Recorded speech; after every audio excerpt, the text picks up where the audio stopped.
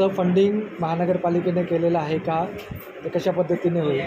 असं आहे की 11 जून 2019ला बेस्ट वर्कर्स युनियन आणि BSTमध्ये करार झाला. त्या कराराला मुंबई महानगरपालिकेच्या कमिशनर साहेबांनी सहमती दिली.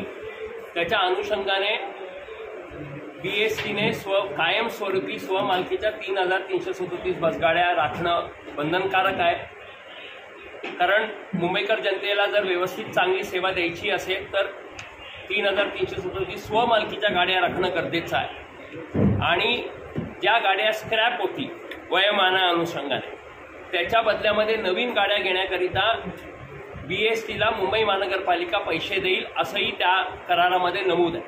दुर्दैवाने 2019 नंतर जेवढ्या गाड्या स्क्रॅप होत गेल्या त्या गाड्या घेण्याकरिता कुठेही महानगरपालिकेच्या बजेटमध्ये तरतूद केल्या गेल्या नाहीत. म्हणजे त्याच्यानंतर पहिलं बजेट 2020चं, 2021, 2022 या कंटिन्यूस 3 बजेट्समध्ये कुठेही त्याची तरतूद केली गेली नाही. दुर्दैवाने त्यावेळेला BST कमिटी असूनही तत्कालीन BST कमिटीने एकही पत्र दिलं नाही मुंबई महानगरपालिकेला की तुम्ही नवीन गाड्या घेण्याकरिता आम्हाला पैसे द्या किंवा त्याची तरतूद करा. आणि त्यामुळे आज परिस्थिती अशी झालेली आहे की येत्या नोव्हेंबर म्हणजे या महिन्याच्या अखेरपर्यंत BSTकडे फक्त 251 स्वमालकीच्या गाड्या शिल्लक राहणार. आणि मग त्यानंतर BSTची ही सेवा जी मुंबईकरांसाठी अत्यावश्यक सेवा आहे ही जिवंत राहील की नाही हा प्रश्न आपल्यासमोर आहे. आणि म्हणून आम्ही बाकीच्या प्रश्नांबरोबर हा प्रश्न महत्त्वाचा आहे. 19 BST टिकली तर त्यातला कामगार टिकेल आणि BST टिकली तरच मुंबईकर जनतेला ही सेवा मिळेल. तर 31 ऑक्टोबर 2025 पर्यंत तुम्ही सकारात्मक निर्णय घ्या म्हणून आम्ही मुंबई महानगरपालिका आणि BSTला बोललो होतो, पण त्यांनी घेतला नाही. आणि म्हणून काल शिरोडकर हॉलमध्ये जी सभा झाली कामगारांची त्याच्यामध्ये निर्णय घेण्यात आलेला आहे की 3,337 बसगाड्या कायमस्वरूपी राखणे, 7वा वेतन आयोग, सेवानिवृत्त झालेल्या कर्मचाऱ्यांच्या ज्या थकीत ग्रॅज्युटी आहे ते आणि जे कॉन्ट्रॅक्टचे कर्मचारी आहेत त्यांना समान कामाला समान दाब या तत्वाच्या अनुषंगाने पगार या सर्व मुद्द्यांसाठी हे सर्व मागण्या पूर्ण व्हाव्यात.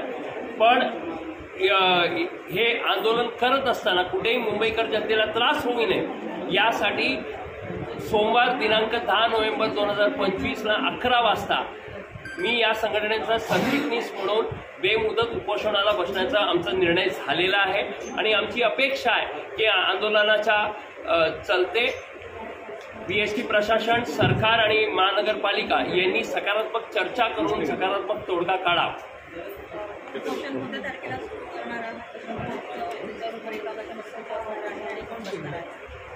हे या ज्या काही मागण्या आहेत त्या मागण्यांकरिता कारण की BSTने कायमस्वरूपी 3,337 बसगाड्या राखाव्यात हे प्रमुख मागणी.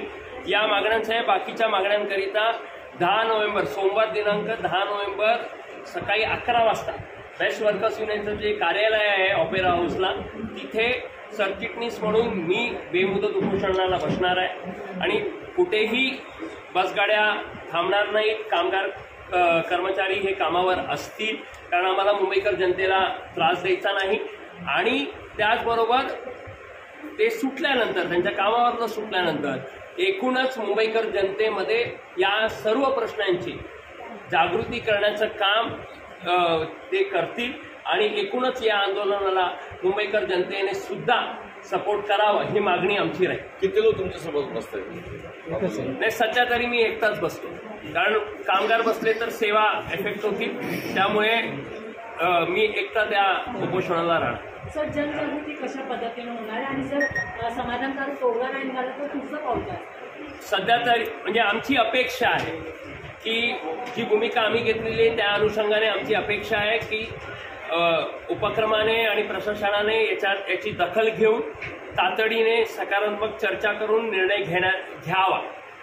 आणि जर घेतला नाही तर त्याचं परत कामगार हे निर्णय घेतील येणाऱ्या काळामध्ये. पण आम्हाला अपेक्षा आहे आणखी हे मुद्दे फक्त कामगारांचे नसून मुंबईकर जनतेचे सुद्धा जिव्हाळ्याचे विषय आहेत. तर आम्हाला अपेक्षा आहे की बेस्ट प्रशासन, मुंबई महानगरपालिका आणि सरकार याच्यामध्ये सकारात्मक निर्णय तातडीने घेतील.